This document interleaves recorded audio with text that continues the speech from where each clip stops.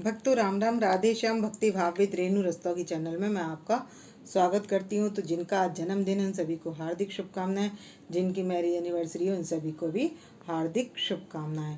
तो आशा करती हूँ कि आप सब कुशल मंगल होंगे। तो आप सभी को जगन्नाथ जी की रथ यात्रा की हार्दिक शुभकामनाएं, अनंत अनंत शुभकामनाएं।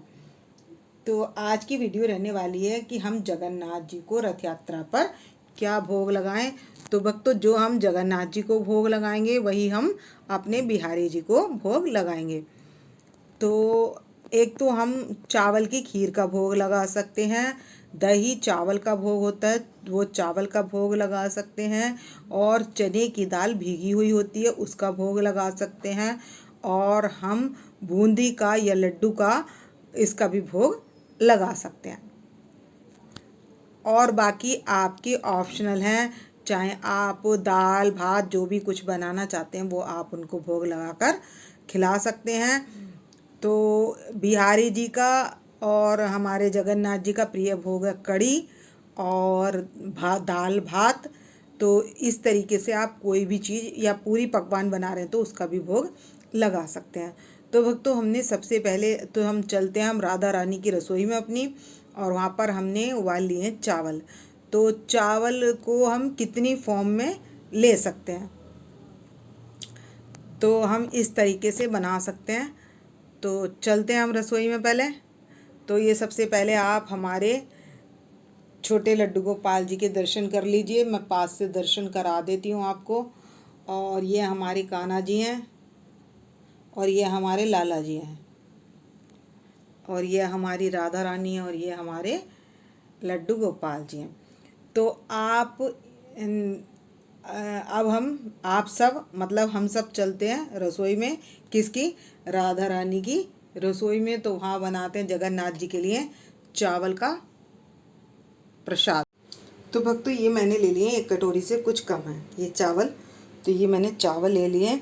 तो ये क्या बनाने, हमने दही के चावल बनाने हैं, और इसमें ले लेनी है आधी कटोरी दही। तो अब इन चावलों का कैसे बना सकते हैं आप प्रसाद। तो आप इन चावलों में थोड़ा सा दही डालकर मैं ये आधी कटोरी चावल लूँगी। तो पहले मैं दही चावल बनाने वाली हूँ। तो मैं ये आधी कटोरी चावल इस मिट्टी की हांडी में रख लूँगी। तो ये देख सकते हैं मैंने आधी कटोरी छोड़ दिए चावल इसमें, और ये आधी कटोरी चावल मैंने इस हांडी में ले लिए। और मैं इसमें जितने चावल हैं उतना ही दही इसमें मिल जाएगा। तो हमने बनाने दही चावल, तो ये नमकीन बनते हैं दही चावल। तो अब इस दही को मैं इसमें मिला लूँगी। तो जो आधी कटोरी दही है वो मैं इसके अंदर डाल लूँगी और इसको मिला लेंगे। तो ये बन गए दही चावल। तो ये जो थोड़े पतले हैं अभी, तो ये क्या होंगे, ये रख के गाढ़े हो जाते हैं। तो आपको इसी तरीके से दही चावल मिला लेना है।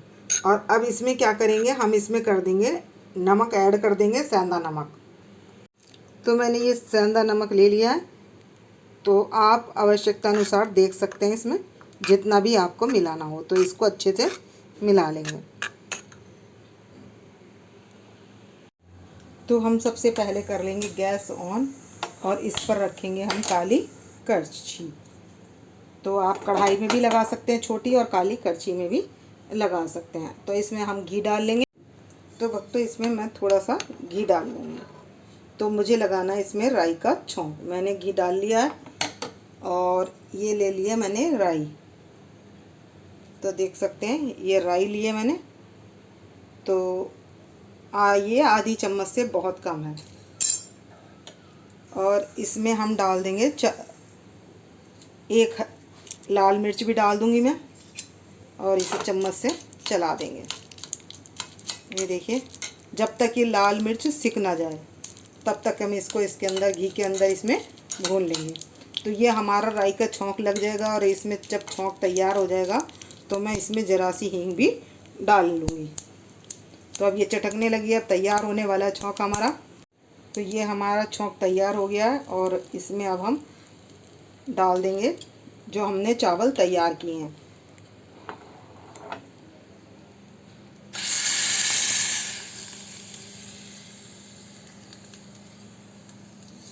तो हमने इसमें ये चावलों में छौंक लगा दिया। तो भक्तों ये छौंक लग चुका है इसमें, और ये हम इस तरीके से चला लेंगे। अब इसमें क्या करेंगे हम, ऐसे तो हाँ, अब इसमें हम मूंगफली ऐड कर लेंगे। आप भुनी भी डाल सकते हैं और तली भी डाल सकते हैं। तो छिलके वाली भी ले सकते हैं और बिना छिलके वाली। तो मैं छिलके उतरी हुई डालूंगी इसके अंदर।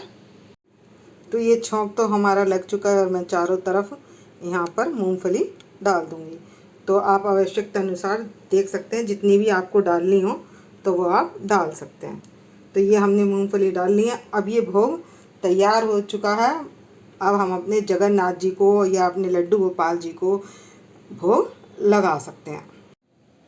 तो ये भक्तों भोग प्रसाद तैयार हो गया है। और भोग के बाद जब हम भोग लगाएंगे तो उससे पहले डालेंगे हम तुलसी पत्र। तो इस तरीके से ये जो नमकीन भोग होता है चावल का, दही चावल का भोग, तो ये हमारे जगन्नाथ जी को जब हम रथ यात्रा निकालते हैं तो उस दिन इसका विशेष भोग लगाया जाता है। तो भक्तों विशेष भोग में कौन कौन से भोग लगाए जाते हैं? एक तो दही चावल का भोग लगाया जाता है और एक लगाया जाता है चने की दाल का। तो भक्तों ये मैंने लिए सूखी हुई चने की दाल है। तो इसको क्या करना है, इसको हमने भिगो लेना है अच्छी, मतलब ये प्रसाद में हम इतनी भीगी हुई होनी चाहिए जो हम इसको खा सकें। तो हमने चने की दाल भिगो कर रख देना है। तो जैसे 7 तारीख को रथ यात्रा है तो मैं क्या करूँगी, शाम को 6 बजे भिगो दूँगी और सुबह 10 बजे, 8 बजे, 11 बजे जब भी हमने रथ यात्रा निकालनी है, अगर सुबह जल्दी नहीं करते हैं तो रथ यात्रा तो 3 या 4 बजे निकलती है। तो अगर शाम के ही समय निकलती है तो हम 2 बजे भी घर में निकालते हैं या अपने लड्डू गोपाल जी को भोग लगाते हैं। तो मैं इस दाल को 1 बजे ही पानी से निकालूंगी। तो वो अच्छी गल सी जाएगी, मतलब जो बिना उबाले मतलब खाई जा सके।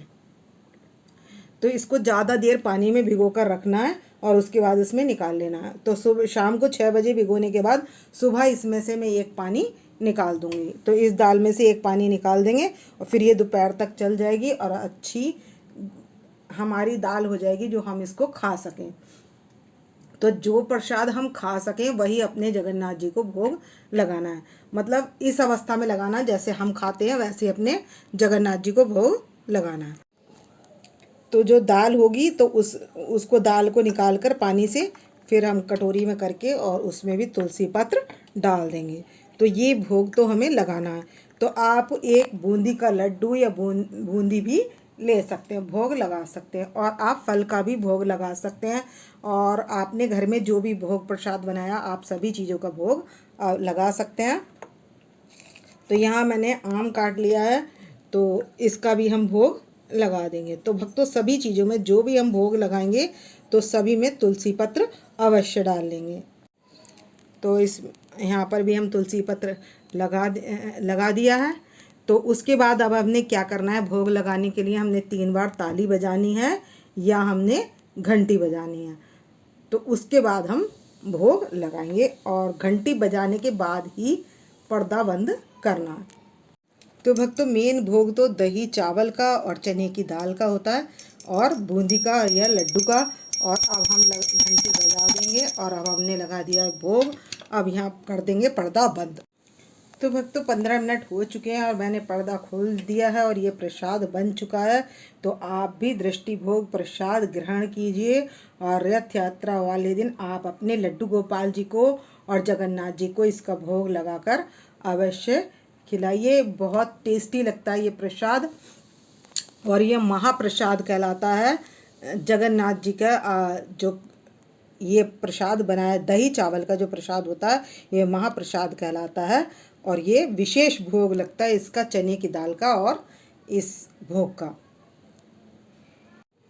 तो भक्तों आपके यहाँ जो भी कोई आए, अतिथि आए या कोई भी आए तो आप इस महाप्रसाद को उन्हें देना मत भूलना। तो यह आपको सभी को भोग लगाने के बाद ये प्रसाद सभी को वितरित कर देना है। परिवार के जन हैं और जो कोई आपसे मिलने भी आता है तो उनको भी आप ये भोग प्रसाद, मतलब जो भोग आपने प्रसाद बना लिया है उसको सभी में बांट देना। तो देखते हैं जगन्नाथ जी कैसी तैयारी करवाते हैं, तो करते हैं तैयारी। और रथ यात्रा करवाएंगे अपने जगन्नाथ जी को भी और अपने लड्डू गोपाल जी को भी, और भोग की भी तैयारी करेंगे। तो आप ये भोग बताएं, आप बनाएं और इसको भोग लगाएं और टेस्ट करके बताएं आपको ये भोग प्रसाद कैसा लगा, और हमारी राधा रानी का श्रृंगार आपको कैसा लगा। तो मिलते हैं नेक्स्ट वीडियो में। तो आपको यदि मेरी वीडियो पसंद आए तो प्लीज़ लाइक करें, सब्सक्राइब करें और शेयर करना ना भूलें। भक्तों राम राम, राधे श्याम।